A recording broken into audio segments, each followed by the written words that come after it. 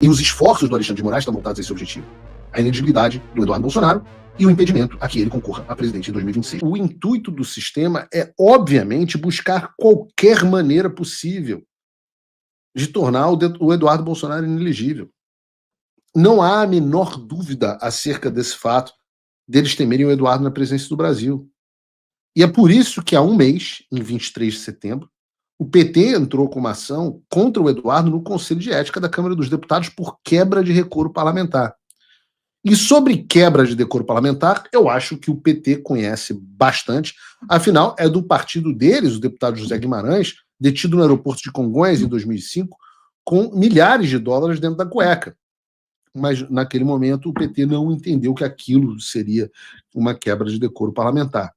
A razão apontada pelo PT é a atuação do Eduardo Bolsonaro aqui nos Estados Unidos.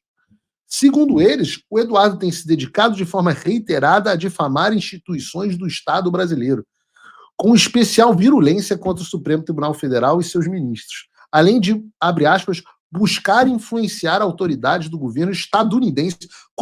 Deixa eu dar uma dica a vocês. Quando alguém fala estadunidense, você pode ter certeza que é retardado. Assim, estadunidense, você está aqui o seu atestado de retardo mental.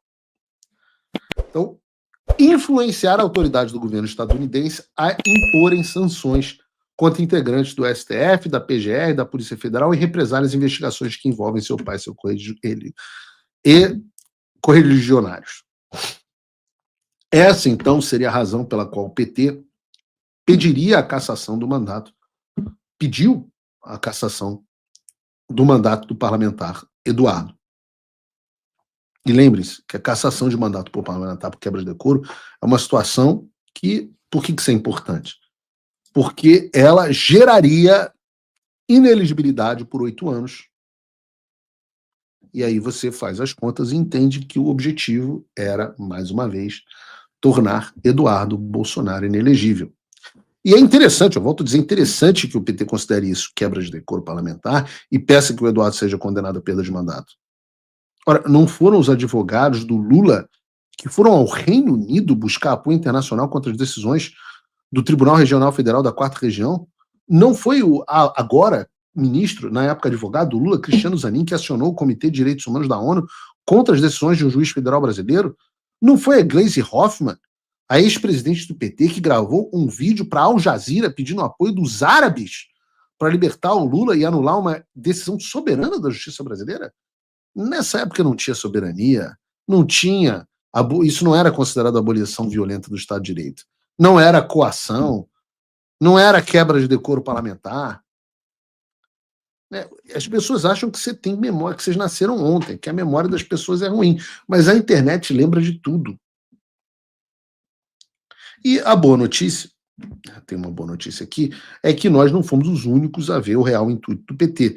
Afinal, ontem, o Conselho de Ética da Câmara arquivou o processo sobre a cassação do mandato do Eduardo por 11 votos a 7. O relator, o delegado Marcelo Freitas, defendeu o óbvio, que é legítimo que qualquer parlamentar possa se manifestar em território nacional ou estrangeiro. Os caras do PT fizeram, por que o Eduardo não podia? O melhor de tudo é ver o Lindbergh Farinhas, chorando, num dos raros momentos do Lindbergh.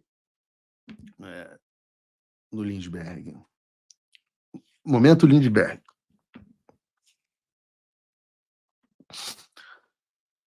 Chorando no X, porque eles não conseguiram caçar o Eduardo.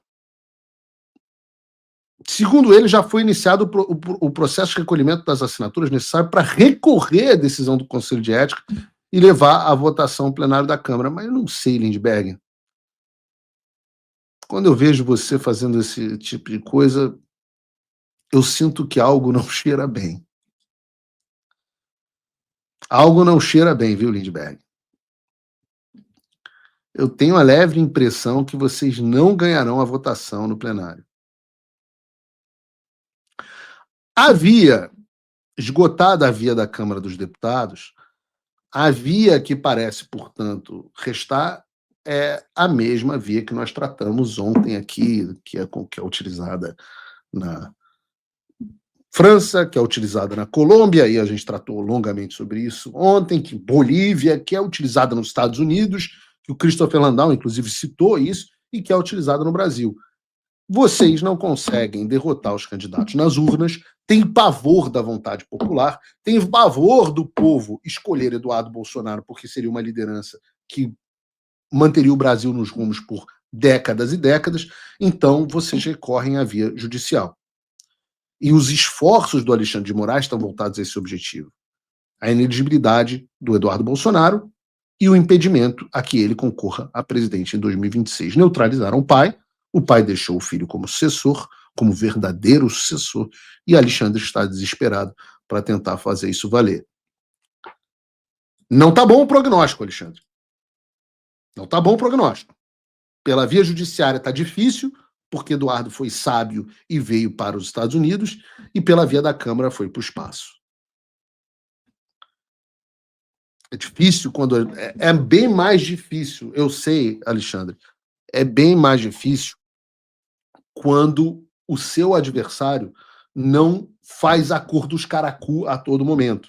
Quando o seu adversário não se suicida voltando para a jurisdição do Xandaquistão para se submeter ao seu julgamento. Eu sei que é mais difícil. Quando o seu adversário tem pessoas capazes no seu entorno, abastecendo de boas estratégias e informações.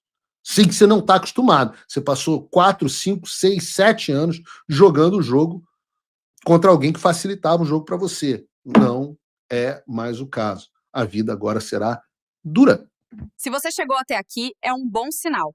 Para assistir os vídeos completos, acesse nosso site ou baixe nosso aplicativo totalmente grátis.